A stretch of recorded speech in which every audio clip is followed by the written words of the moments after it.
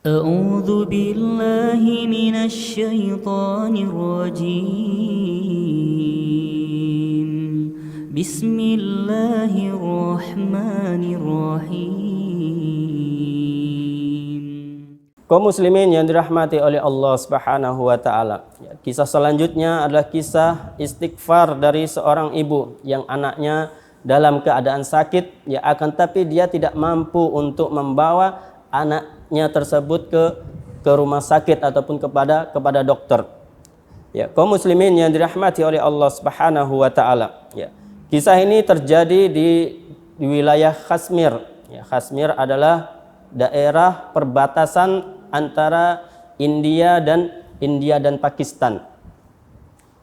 Jadi kisahnya adalah berawal dari kisah seorang ibu yang dia memiliki anak perempuan.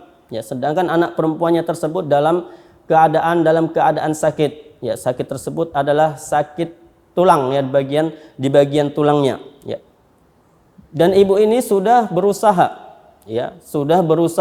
berobat ke sana kemari di dokter sekitar rumahnya ataupun sekitar di kampungnya tersebut.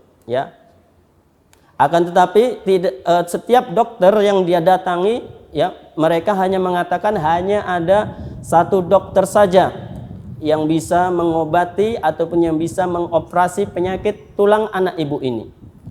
Dari beberapa dokter hanya merekomendasikan satu dokter tersebut. Dan satu dokter tersebut dokternya ini berada di daerah India. Di daerah India. Maka pada suatu hari, karena ibu ini dia tidak sanggup untuk membawa anaknya tersebut ke rumah sakit yang ada di kota tersebut, karena ketika ingin melakukan perjalanan tentunya membutuhkan biaya yang sangat besar. Biaya yang sangat besar tersebut itu masih biaya untuk safarnya, untuk perjalanannya, belum lagi biaya untuk rumah sakitnya.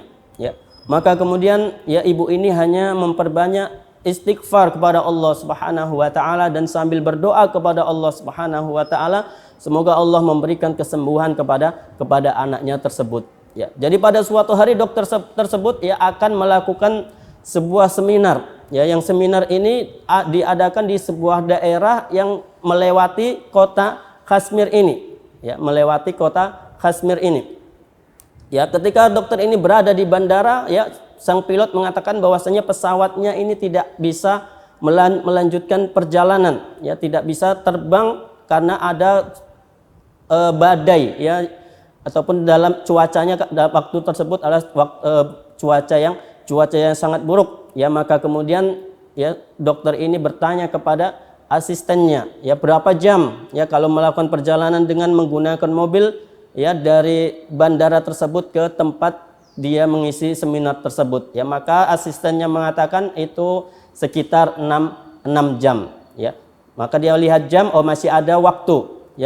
Masih ada waktu, bukan 6 jam tapi 4 jam. Jadi masih ada waktu, karena perjalanannya itu hanya 4 jam dan waktu untuk seminarnya itu masih ada sekitar 6 jam lagi. Maka dia melakukan perjalanan dengan dokter melakukan perjalanan dengan menggunakan mobil. Akan tapi di tengah perjalanan juga terhalang karena cuaca yang sangat buruk dan juga ada badai ketika itu. Maka kemudian tidak disengaja, ini adalah aturan dari Allah Subhanahu wa taala, yaitu dia terpaksa harus berhenti di tempat rumah si ibu yang memiliki anak yang dalam keadaan sakit tersebut. Kaum muslimin yang dirahmati oleh Allah Subhanahu wa taala. Kemudian setelah dia sampai di depan rumah ibu tersebut, karena tidak bisa melanjutkan perjalanan lagi, maka dia pun singgah ke rumah si ibu tersebut, sambil mengetuk pintu, kemudian dia meminta izin untuk masuk. Kemudian sambil bercerita, maka si anaknya tersebut terdengar oleh dokter tersebut, karena sesekali anak tersebut menangis, merasakan mengeluh dari sakitnya tersebut.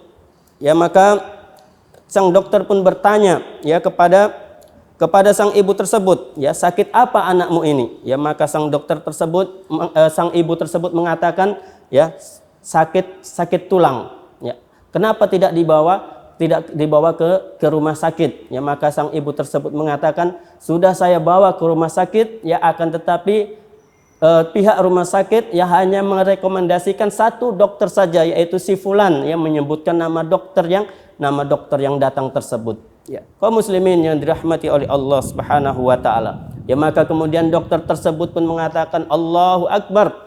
Ya, ternyata Allah Subhanahu wa taala mendatangkanku ke rumah ibu, ya, karena istighfar yang telah engkau lakukan. Kaum muslimin yang dirahmati oleh Allah Subhanahu wa taala. Ya, maka dari itu ketika kita mengalami kesulitan dalam hidup kita, ya, sulit kita dalam menghadapi kehidupan ini, ya, maka kita harus memperbanyak istighfar kita kepada Allah Subhanahu wa taala. Ya, bagaimana, ya, yang seharusnya dokter tersebut tidak melewati rumah tersebut, ya, akan tapi karena izin Allah Subhanahu wa taala dengan istighfar yang dipanjatkan oleh sang ibu tersebut, ya, maka sang ibu tersebut pun ya bisa mengoperasi anaknya dengan gratis, ya, bahkan tanpa mengeluarkan biaya sepeser pun, ya, karena istighfar yang dia panjatkan kepada Allah Subhanahu wa taala. Kaum muslimin yang dirahmati oleh Allah Subhanahu wa taala. Ya, maka dari itu, ya, mari kita biasakan diri kita berbanyak istighfar kepada Allah Subhanahu wa taala, karena kita memiliki banyak sekali dosa, ya, baik yang kita sengaja ataupun yang tidak kita sengaja. Ya, maka dari itu kita biasakan diri kita. Kalau Nabi Muhammad sallallahu alaihi wasallam dalam satu hari saja dia beristighfar minta ampun kepada Allah Subhanahu wa taala sebanyak 100 kali.